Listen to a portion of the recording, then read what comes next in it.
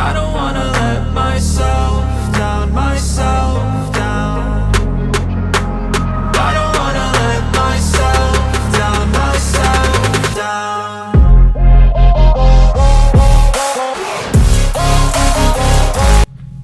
Hey everybody.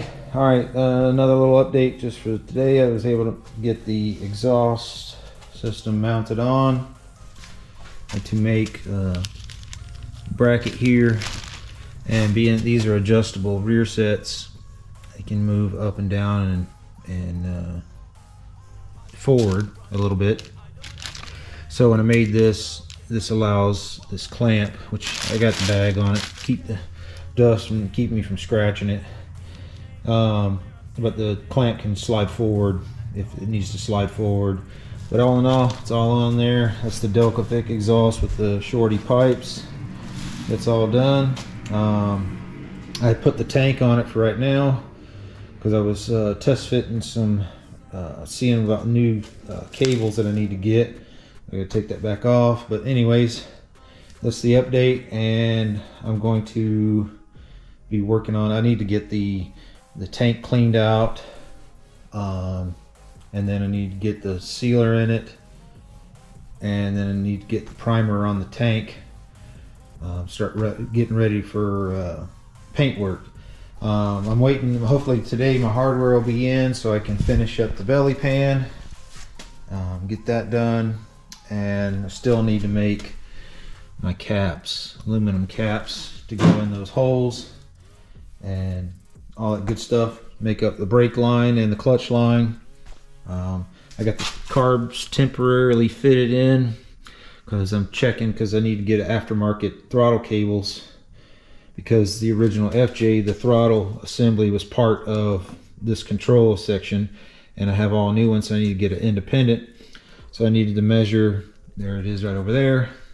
I had to measure the cables, make sure that the assembly I'm going to get is going to work, and I was looking at the clearance underneath, because those cables have a 90-degree bend on them, and I think I'll get away with it. The cables are about the same size on the aftermarket assembly that I'm looking at, so I'll most likely get that on order today, so we'll be able to get the throttle cables on. I'm probably going to do some kind of manual pull choke thing or something. I'm not sure yet for the choke function on the carburetors. Other than that, that's this update, and we'll get you some more. That's it. See ya. All right, another update. Got the my McMaster car shipment came in, which had my hose clamps that I use for the carburetors to the boots. I don't like those other style. They're just too flimsy. So I got that. Got my pod filters on here. These are the Too Fast pod filters. So I got those on, and and my coupling nuts came in, and I just got done modifying them. I have this one installed. Let me get this wire out of the way here. So as you can see, these are called coupling nuts, and these were the standard, you know, flanged nuts that I had gotten before. These wouldn't work, so what I did is I took the coupling nut. They're threaded all the way through.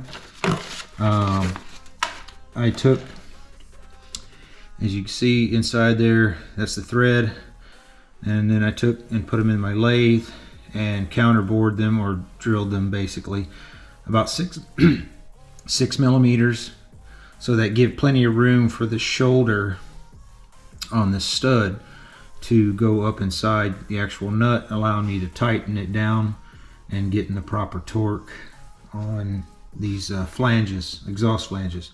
So I just got the one set in, and so I got the rest to do. If you have an interest in those are M8 thread, and I got them from McMaster Car, and you can see the part number on there. They got, if you never shopped at McMaster Car, they got tons of hardware and things that you can use. They got pretty much anything industrial, screws, etc., bearings, seals. They got all kinds of stuff. So I use them a lot when it comes to getting a lot of my hardware, because if you go to your local hardware store, you buy them, you know, a screw each. If you need 4 or 5 of them, you already bought a bag of 100 of them from McMaster Car. So I usually buy all kinds of different sizes, and I keep the boxes full of them. So I got tons of hardware.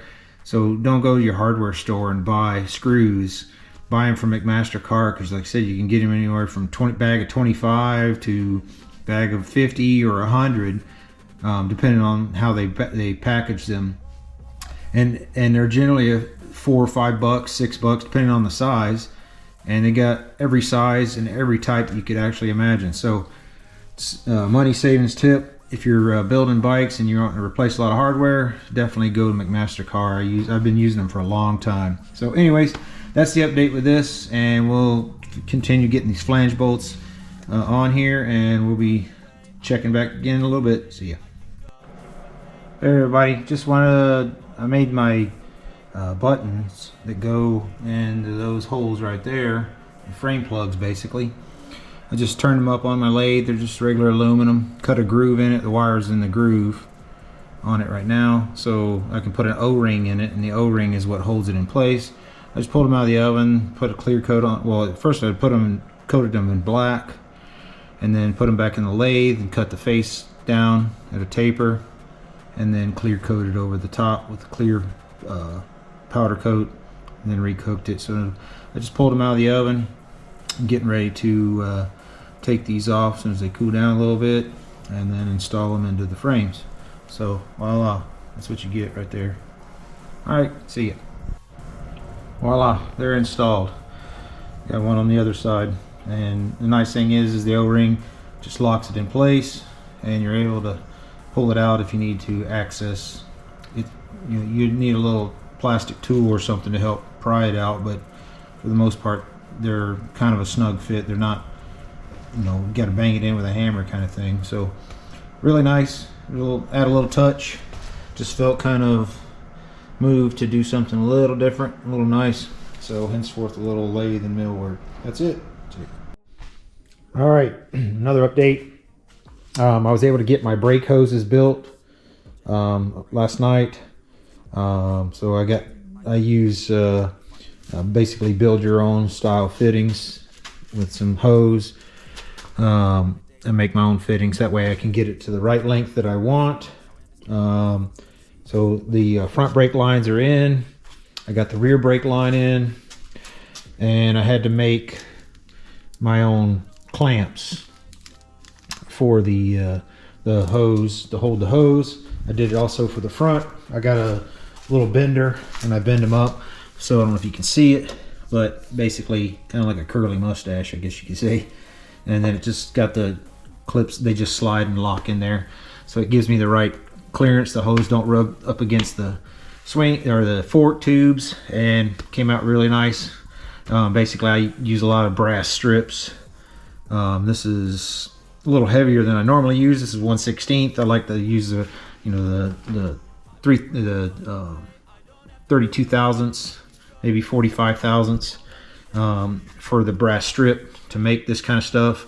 But I happened to be out, but I had plenty of 1/16, and it made it really stiff. So then I powder coated afterwards, so it's black. But I use a lot of brass for that. But that's an update. The brake lines are in.